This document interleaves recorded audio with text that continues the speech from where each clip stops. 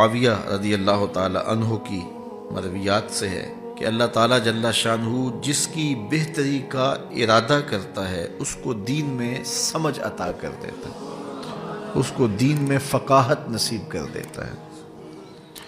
دولت کا کثرت سے مل جانا یا نہ ملنا یہ کوئی بات نہیں ہے۔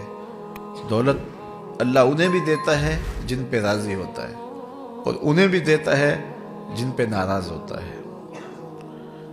قارون کو دولت دی، فرعون کو دولت دی، بادشاہت بھی دی، حامان ہے، شداد ہے، شدید ہے، کتنے کتنے دولت مند اور تخت و تاج کے مالک گزرے، اللہ ان پہ راضی نہیں تھا، لیکن ان کو بھی دولت دی جن پہ راضی تھا۔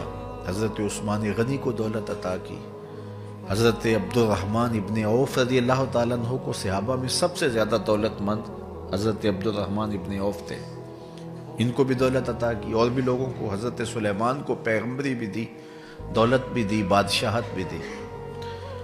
تو دولت وہ اسے بھی دیتا ہے جس پہ راضی ہوتا ہے، اور دولت اسے بھی دیتا ہے جس سے راضی نہیں بھی ہوتا، لیکن فقاہت فی الدین، دین کی سمجھ صرف اسے دیتا ہے جس پہ راضی ہوتا ہے۔ تو جس کو دین کا فہم دے دیا گیا، دین کی سمجھ دے دی گئی، اللہ تعالیٰ اس پہ راضی ہے۔ جس کی بھلائی چاہتا ہے، جس کی بہتری چاہتا ہے، اس کو اللہ تعالیٰ جل شانہ دولت دین دے دیتا ہے اور دین کی سمجھ عطا کر دیتا ہے۔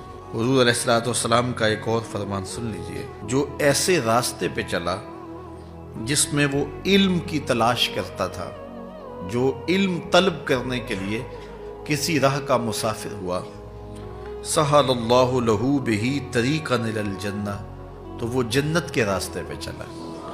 جتنے قدم اٹھاتا ہے وہ جنت کی طرف قریب ہوتا چلا جاتا ہے۔ تو راہ علم کے سفر میں اللہ نے اتنی برکتیں رکھی ہیں۔ حضرت سلیمان علیہ السلام کو اللہ نے اختیار دیا، یا دولت لے لو، یا بادشاہت لے لو، یا پھر علم لے لو۔ ان تین چیزوں میں اللہ نے ان کو ایک چیز اختیار کرنے کا اختیار دیا، یا دولت لے لو، یا بادشاہت لے لو، یا علم لے لو۔ انہوں نے کہا مالک مجھے علم دے دے۔ کہا اچھا تو نے علم کو اختیار کیا، دولت اور بادشاہت اس کے صدقے دے دے۔ ایک زمانے میں ایک ملک نے دوسرے ملک پر قبضہ کر لیا، تو جو بادشاہ وقت تھا اس کو گرفتار کر لیا۔ تو جب گرفتار کر کے دربار میں لایا گیا تو وہ جو دوسرے ملک کا محکوم بادشاہ تھا وہ سامنے کھڑا ہے۔ تو اس نے اس کو کہا کہ میں بھی چونکہ بادشاہ ہوں اور تم بھی اس سلطنت کے شہنشاہ رہے ہو، تو میں تمہیں قتل نہیں کرتا، تمہیں معاف کرتا ہوں، اور اب اس ملک میں تمہیں کوئی عہدہ دینا چاہتا ہوں۔ اب تم بتاؤ تم کون سا عہدہ قبول کرو گے؟ اب ہمارے حکمران ہوتے ہیں وہ کہتے ہیں وزیر خزانہ لگا دو، لیکن اس نے کہا مجھے معلم لگا دو، مجھے ٹیچر لگا دو۔ تو وہ بادشاہ ہنس پڑا، کہنے لگا پھر دوبارہ بادشاہی چاہتے ہو؟ تو یہ بادشاہی ہے، یہ شہنشاہی ہے۔ تو جو راہ علم پہ چلا وہ جنت کے راستے پہ چلا، اللہ اس کے لیے جنت کی راہیں بھی آسان کر دیتا ہے، اور دنیا پہ بھی اللہ تعالیٰ اس کو عزتوں سے نوازتا ہے۔ تعلیم و تعلم کا جہان حقیقی جہان ہے۔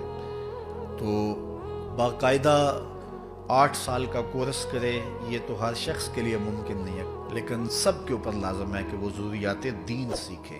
ان میں نماز، روزہ، حج، زکوٰۃ، اگر کاروبار کرتا ہے تو کاروبار کے مسائل، اسی طرح جو ہے وہ کفر، اسلام، بنیادی عقائد، یہ وہ چیزیں ہیں جو ہر ایک شخص کے اوپر جو ہے وہ سیکھنی واجب ہے اور ضروری ہے۔